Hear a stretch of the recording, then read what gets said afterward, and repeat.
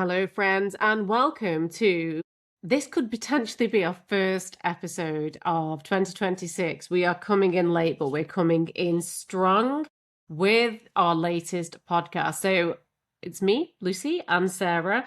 And this one, it should be like really positive and really like proactive, and it's the year ahead. And why didn't we set all of these glorious goals? But actually, that's kind of not what I want to talk about this month. I've been doing so much work there recently, and I'm hearing the same themes. I have been with NATO, I have been with senior leaders, I've been with frontline staff, and everyone is so tired. And they're really feeling the pressure. They're feeling the pressure of climate change. That one person I was teaching this week, he had to leave mid-course because his village was just about to get cut off by the floods and his daughter was there. And then other people were on about their flights that had been cancelled because of what's happening in Iran. That, has impacted my own life. And it really got me kind of thinking about what we could discuss in this topic, because all of this geopolitical uncertainty, I believe, is the new normal. I think this is what the world is going to be like. And we've got to learn to thrive in an environment that is forcing survival on us. And every time I step into these rooms, it's the same message. People are burnt out, they are exhausted, they are inherently good. They're not talking to me about how they can make themselves the best version of themselves. Literally 99% of every single conversation I have is, how can I be better at helping others? How can I be the best communicator? How can I ensure my team is kind of well supported and well recovered? And it's all a selfless act. And I think we need to rein that back in and get people to prioritize self, because in this uncertain world, I feel as though that's the rebellious act. Yeah. What are your Wow. thoughts? What an intro. What an intro, yeah. What for an sure. intro. Yeah. And I think it is it's the classic oxygen mask thing, isn't it? And we haven't intentionally left this podcast this long to do in 2026. It's just that the year has happened, and as you say, like, so much has happened. It feels like we've already had a year's worth of goings on in 2 and a bit months. So we're part of that as well. And I love this idea about the rebellious acts, because I wonder as well whether that sense of like, I've got to be the best version of myself adds it's like another layer of pressure onto everything else, like systemically, environmentally, that everyone's dealing with. And even if there aren't things that are very directly affecting us, like the example of one of your delegates who was directly affected by the floods, we're living in just a sort of atmosphere of anxiety and uncertainty, and nobody knows what's going to happen next, and nobody's in control of what's going to happen next. So in that environment, how can we possibly be expected to then also rise above and just be the best version of ourselves as if none of that stuff was happening? Because that stuff is happening, and we've got to adapt to it. And I always come back to the same thing, like, we are built to adapt as human beings. We've forgotten how to over so long because we've had the privilege of living relatively safe, stable lives. But it's about tapping back into those instincts and those capacities that we have wired into us biologically, neurologically, that it's going to help us. Yeah. I absolutely love that you brought that to the conversation. We are, because that gives me so much hope, because I know it, but I needed the reminder. We are designed to adapt. Adaptation, and I think that's the critical point. It's not like a direct line upwards. There is like peaks, there is troughs, there is pauses. And as you say, I'm thinking of a child, like, nothing happens, so it seems, for quite a long time. And then all of a sudden, like, they tend to get a bit fatter, and then they go really tall, and then it kind of stops again. You think, every time my kids like pack on some pounds, I'm like, oh, you're about to grow. Like, there's so much going on under the surface, but that can only happen through like rest and recovery. So yeah, we are perfectly designed to adapt. And it's messy. That's the thing, isn't it? We're designed to adapt, but we also live in a world that tells us everything, the sort of shiny, Instagrammable version of life. The adaptation is messy, it's painful, it's non-linear, it's not guaranteed, there's no guaranteed outcomes. It's a process, and it's about sitting in that process. And getting used to bathing in it. And I'm saying this as well as, like, I need the reminder to myself as well. Like, I need to listen to my own advice on this and my own wisdom on this. But that's what we're here for, to remind ourselves and others that this is who we are. This is being human. Yes, and it has to be something that kind of flows. I've got about two ideas that are in my head off the back of that. And one thing that has really pissed me off this week, really, really ground my gears, was brought to my attention by like the incredible Fleur Madden, who runs the Ginsberg firm, which is a really female promoting leadership development and business development networking group. She hit the nail on the head with how I was feeling recently, and it was International Women's Day. And then their theme was give to gain. So they were calling all women to give for free their time, their resources, their mentoring, their energy. And they have this bit, and you have to do this like where you're holding because you're going to give something to somebody. Fuck off. Fuck off. Fuck off. Fuck off. I have given and given and given. Who's going to give it back? I am so tired of society telling me if you just give a little bit more, then that your energy is infinite. It just literally pour into others. And I love that. I am constantly thinking of ways where I can support community, support self. And every woman I know does the same. And I hate it because every woman I talk to is exhausted, and they beat, and men to be fair, but women predominantly, but they beat themselves up because they feel like they're failing, because systemically just give like those nurturing instincts. No. And Fleur, she said the thing that we need to be prioritizing is ownership, owning our pricing, owning our leadership, owning the fact that we shouldn't have to compromise our worth or our value. We are educated women doing our best. Actually, no, I give enough, and giving is keeping us depleted, exhausted, and unable to actually give in the future. And I was like, yes, that's how I've been feeling, man. Preach, man, preach. Preach. Yes. I feel exactly that too. As you were saying that, I was like, yes, my cup is so overflowing at the moment, then too full. Yeah. I don't have any more to give. I feel like I don't have any more to give. Who's holding me? Who's giving stuff to me? Exact. It'll be another woman. Yeah. Let me find another woman who can hold me.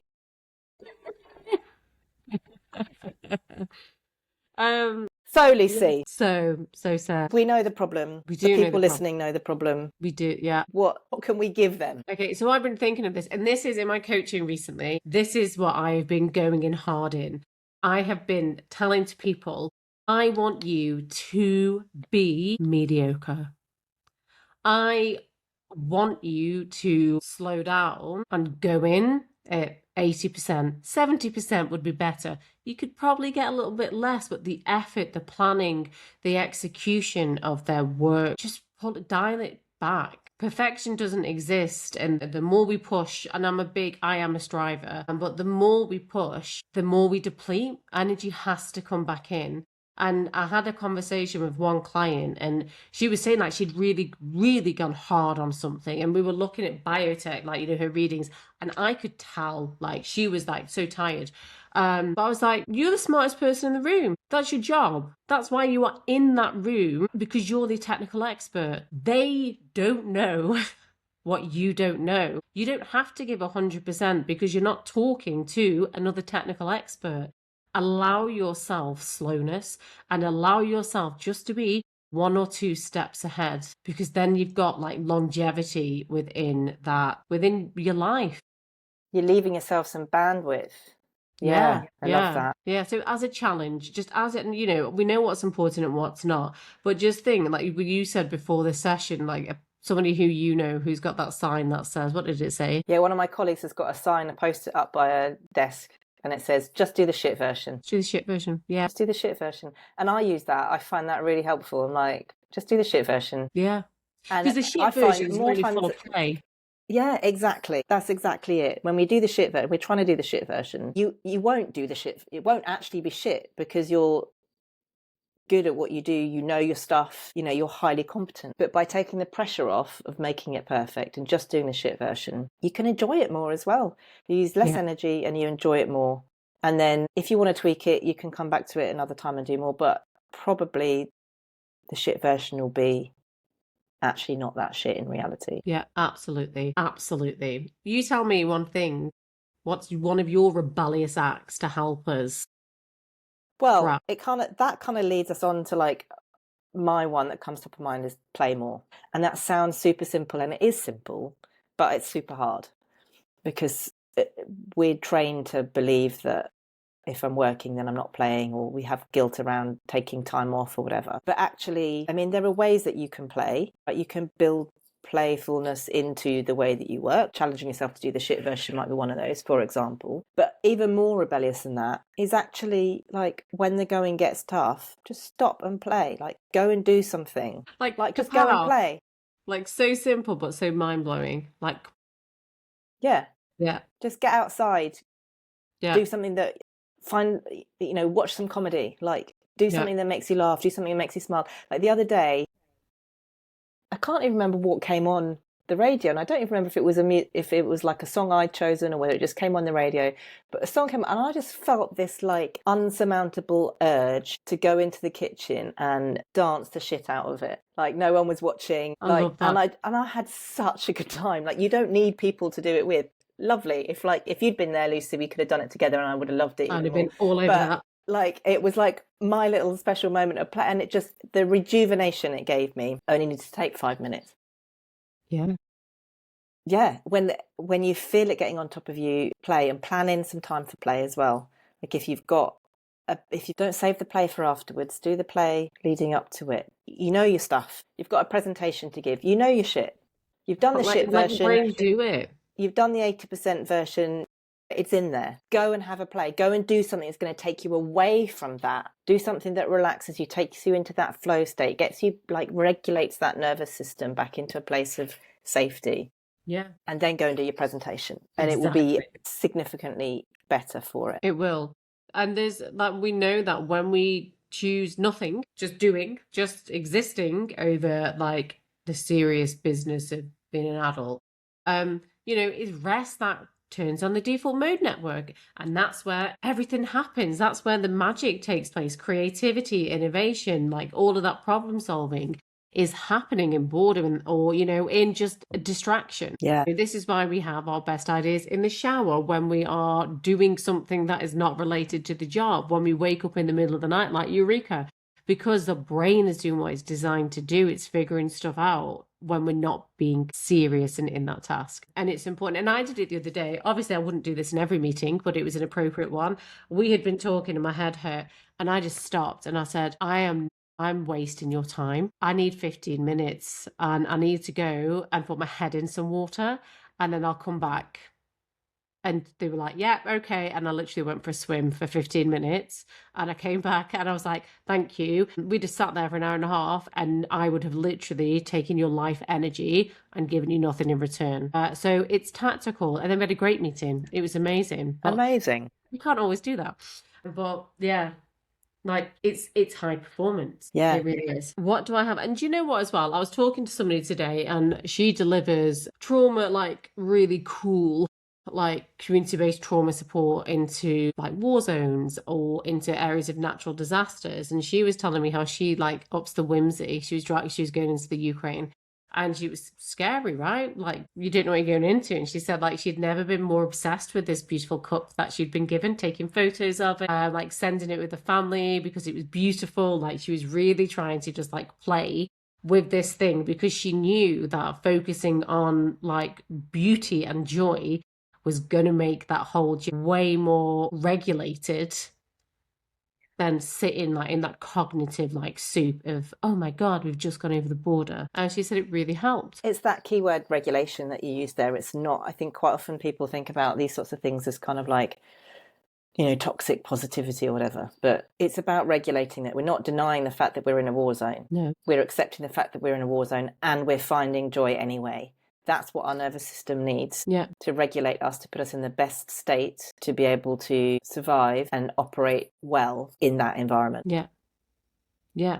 So we've got two things. We've got do the shit version. Yeah. We've got play more. What else? What other rebellious acts are there that we can do? I had to put, and now I can't remember what I meant by it. So it was like take small tasks.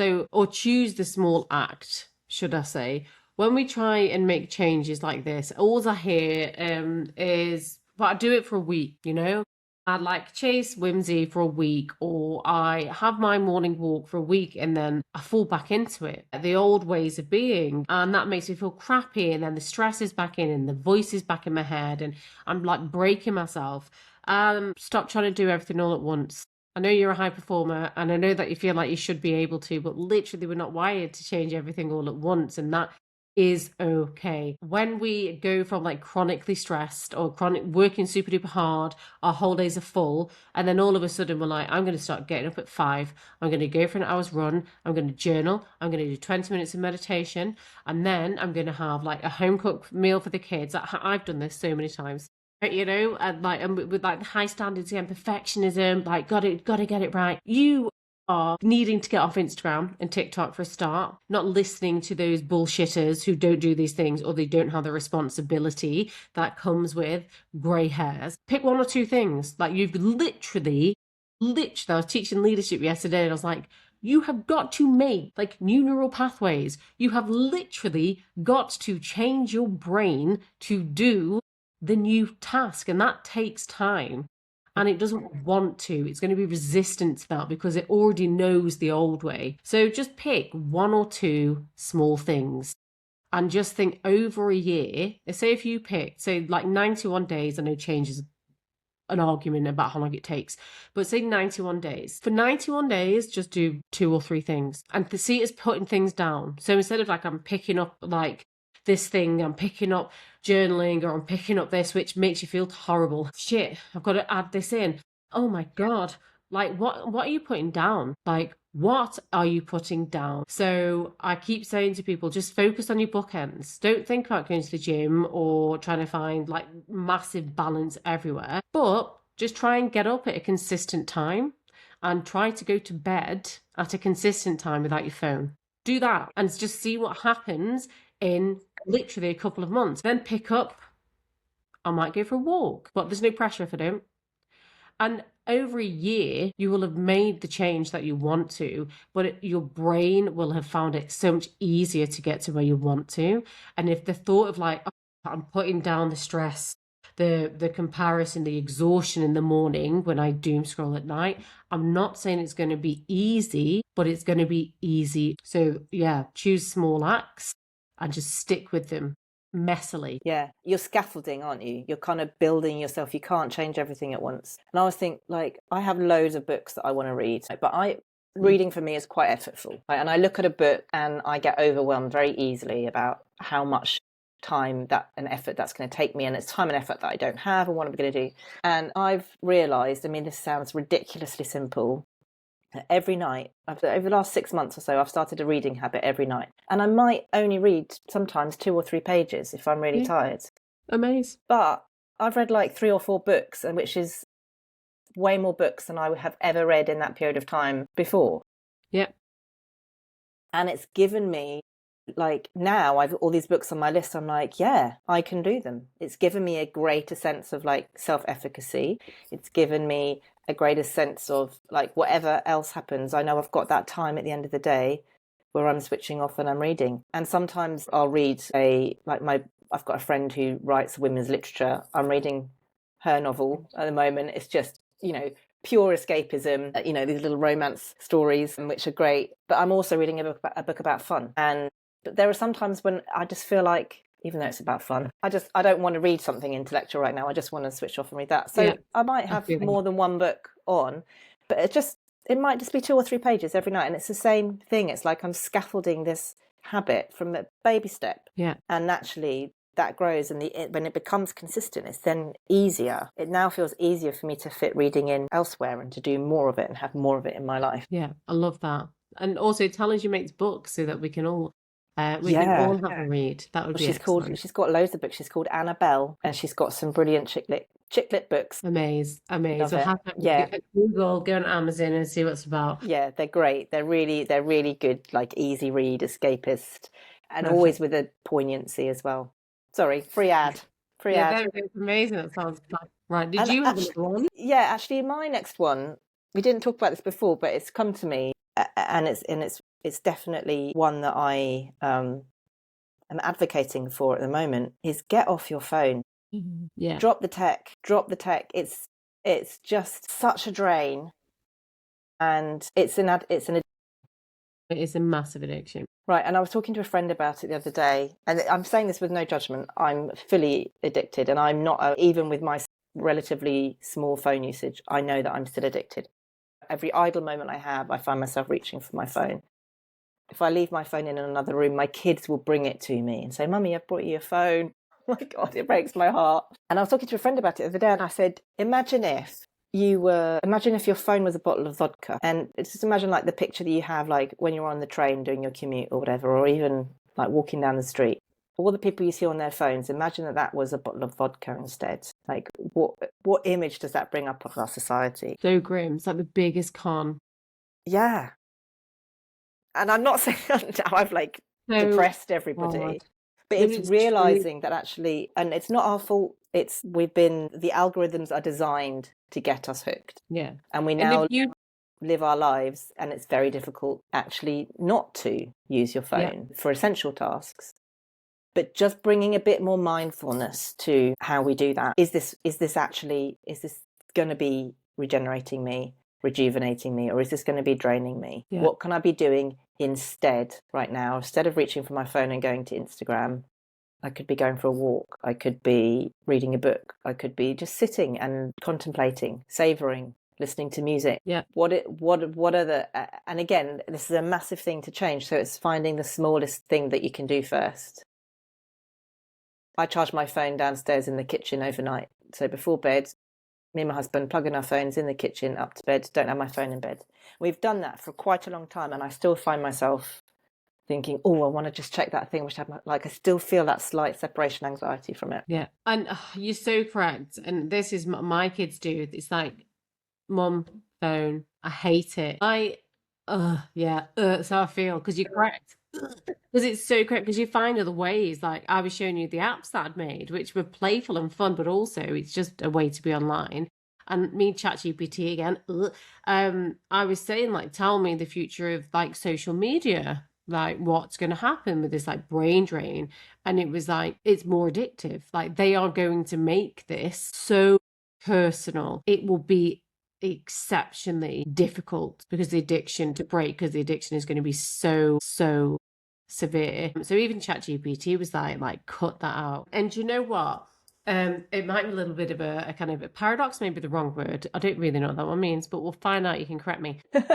Because my last one I have changed, and it kind of fits with yours, but not. So mine was like automate. I am asking you to put things down when that's hard because your life is busy. So while we do have these big tech advancements and everything is AI and everything is being driven a certain way, stop using it for fun only and start using it to make your life exceptionally present, I suppose, and easy. And what I mean by this is what we teach with like tech stack. Figure out, like, and yes, it's going to be energy intensive, but have a day or two where you look at your life and you think, what are the blockers? What's getting in the way? Where are your biggest pain points? And then see how you can automate that task so it's not for you anymore. So I know so many people who use Fixer to do their emails and to sort out all of their computers. So yes, you've got to figure out how to use it, but it's not got a steep learning curve. But what it then does is it is able to read all of your messages. It knows you, and then it prioritizes everything. It removes anything that is a distraction and puts it into like a spam folder for you to look at later on. And then it will create your drafts, but it won't send anything. And you then go through and rewrite what you want to write. Bang. So we're reducing cognitive load in areas that we don't need to be expending energy. I have to write reports. So what I do is with permission from my clients, I use Fireflies to record my meetings, to summarize. I then will speak into like Fireflies to get my overview of my chats.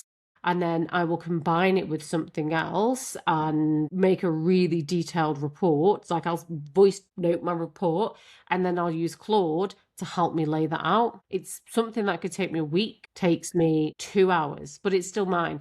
to just going through what can be automated, what can be easier. When you're looking at your phone, can you get one of the bricks? You know, the bricks where literally it connects to your phone and then you can't access it. So like you tap it to this like brick thing, put it in your husband's car, he goes off to work all day. You cannot unlock all of your apps until your husband comes back and you physically touch that thing to your phone. Like there is no way of undoing it. So like again, we're using nudge theory to our favor. I have like a black and white dopamine reducing phone, but it's not enough. So there's so much tech, and so I think use tech to reduce your tech. Yeah, and I guess it sounds like a paradox, but it's about being mindful, isn't it, about what we're doing and how we're using things. Yeah, and it's going to speed up. I've written down to check out Fixer because I've not heard of that one.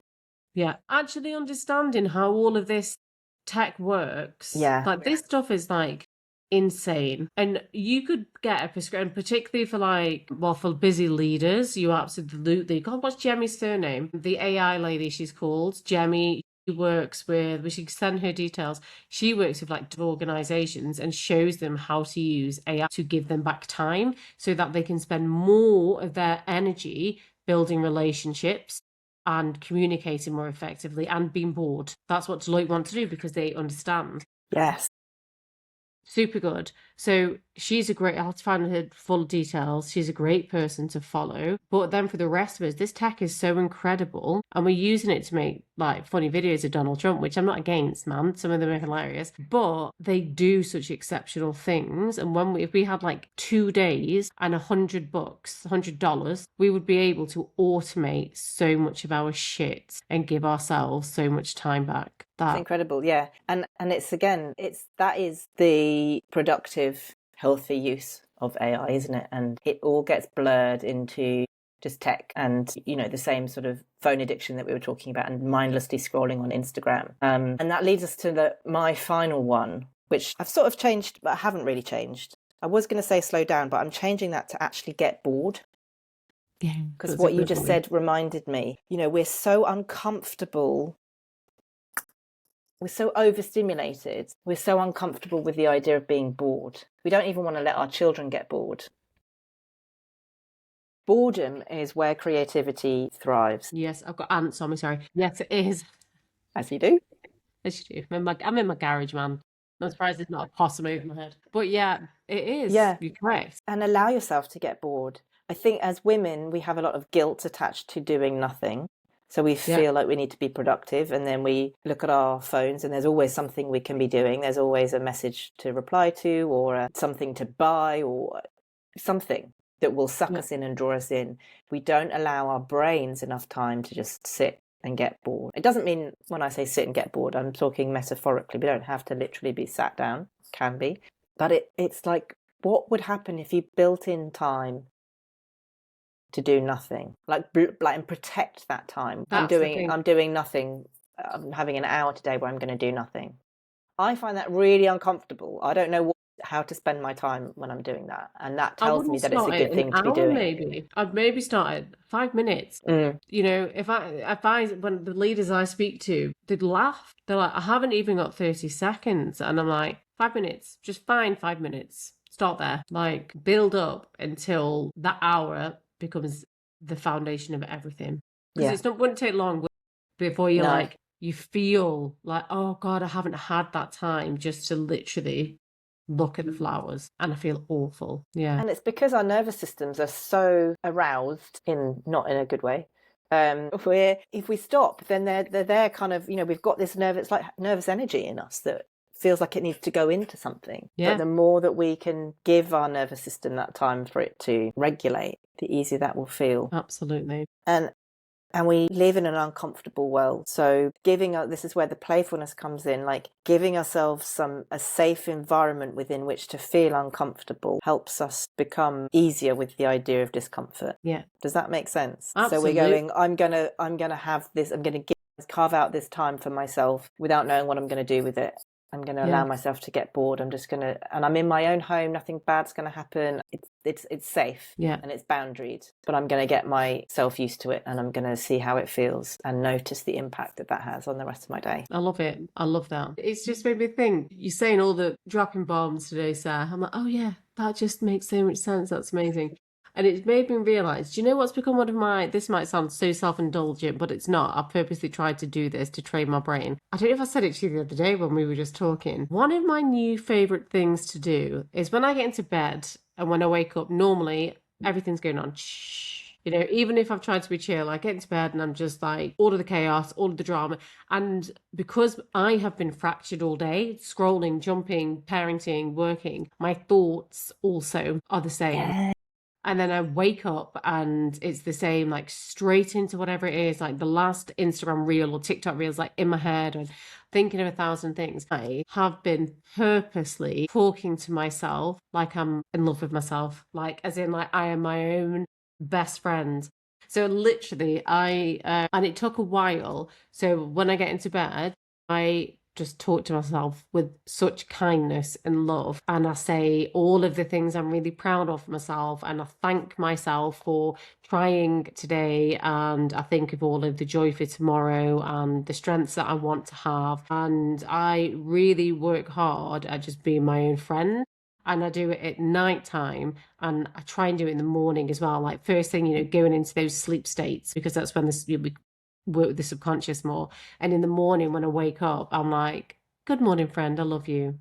Like I'm so happy that you are me and I am you. It's like literally one of my favorite parts of the day. And it was so hard at first and I couldn't do it. And I'd try it for like 2 minutes and then I would like go into like the doom like thoughts in my head. Now it just feels like the safest place to go. And it feels as though when I've been able to give myself the love that the world doesn't, the big wide world is never going to give you, it really has helped me in like goal attainment, planning, self-love, self-worth, my ability to give kindness to my kids, because that goes when we're stressed, doesn't it really? It's hard to like keep a Yeah. lid on things. It's probably one of the best things I've ever done for myself.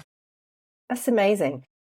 Yeah. So are you doing that just in your head, or do you actually speak those words out loud? Just do it in my head, like, and if I wake up in the night, like last night I woke up in the night and Chris said, did you wake up? I said, I went 3:30, and I was so excited because I was like, I am just going to just love myself and I'm just going to be kind to myself. And so I purposely just spoke to myself like I was my best friend, and I just fell straight back to sleep and I felt safe. I just do it in my head just to try and like, where we place our attention grows. My idea was like, you have to think about the future self. How does your future self think about you? How does she treat herself?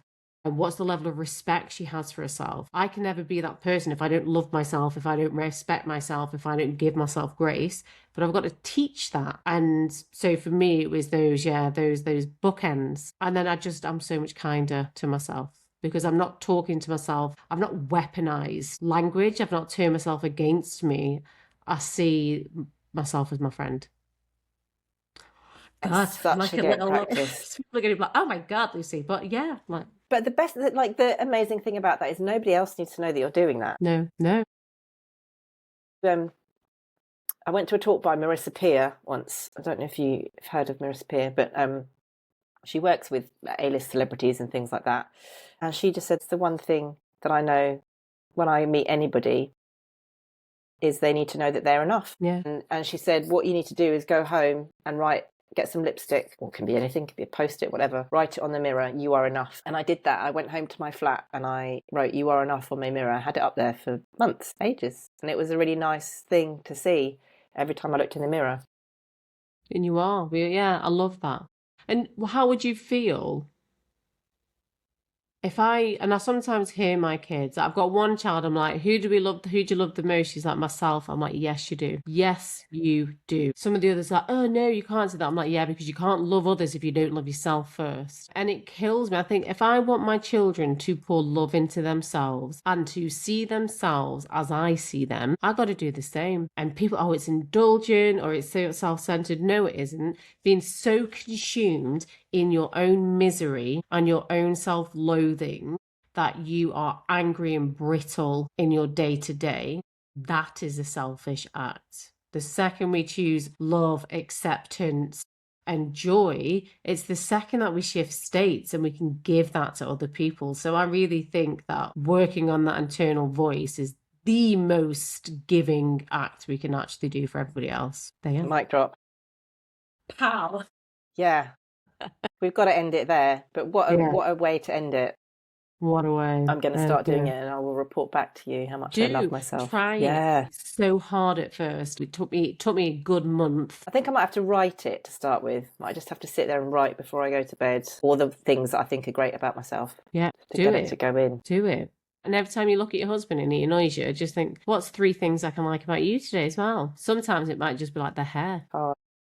You've got good hair today. Everything else is really annoying, but that'll do. Helps, it really does. I do that too. All right, my love. Right then, gotta go. Love you, leave you. Thank you all for listening. Thank you. Forget there's people there. Thank you. And we will see you next time. Take care. Bye. Bye.